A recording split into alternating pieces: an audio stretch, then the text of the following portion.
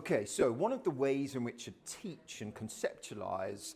cognitive approaches to therapy within our training courses, and similar to the way in which I would conceptualize it with a client of mine, is through using a thought form. And so we have a handout that's very similar to this sort of very generic looking type of thought form, whereby you'd equip your client and you'd ask them to write the thoughts down, write the thought down, the cognition down as it happened, then to label it,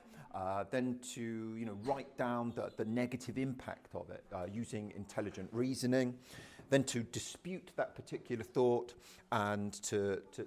write down and repeat a new positive cognition, a better one to themselves. And the overarching idea of doing this is just a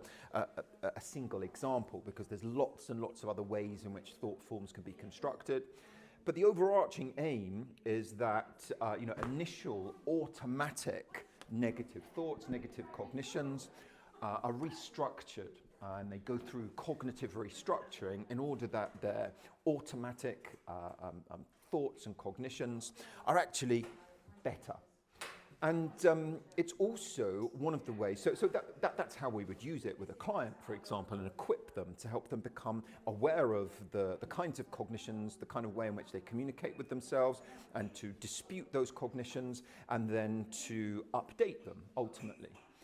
And it's also a tool that we equip, like I said, with our students and to our students in order to help them become aware of the distinctions between these different stages and the different types of interventions that we teach on the diploma course. So we teach a lot of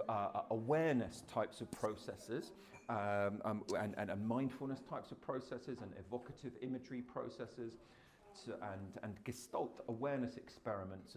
and the likes in order to help our clients to become aware of the kind of things that they're saying to themselves inside of their mind, and to identify their negative cognitions. We have a number of different ways in which people label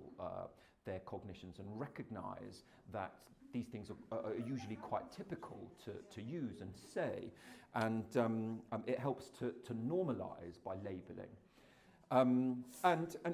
of course, the way in which a particular cognition is structured in somebody's minds also influences the way in which we would learn to dispute it later on. Having the client become aware of and recognize the negative impact of the cognitions is something that's really rather simple and basic and obvious. But then we have a wide range of different types of disputation techniques, such as Socratic questioning, such as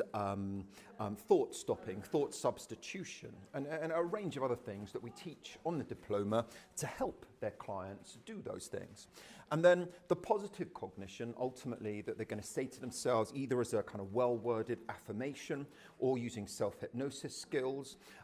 or kind of good quality auto-suggestion, is something that they repeat with meaning, and we teach the client and we teach our students a wide range of different ways to help form and create positive cognitions that their clients will ultimately learn to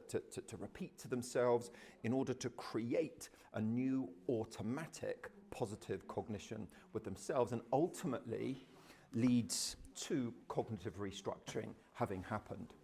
So there you go.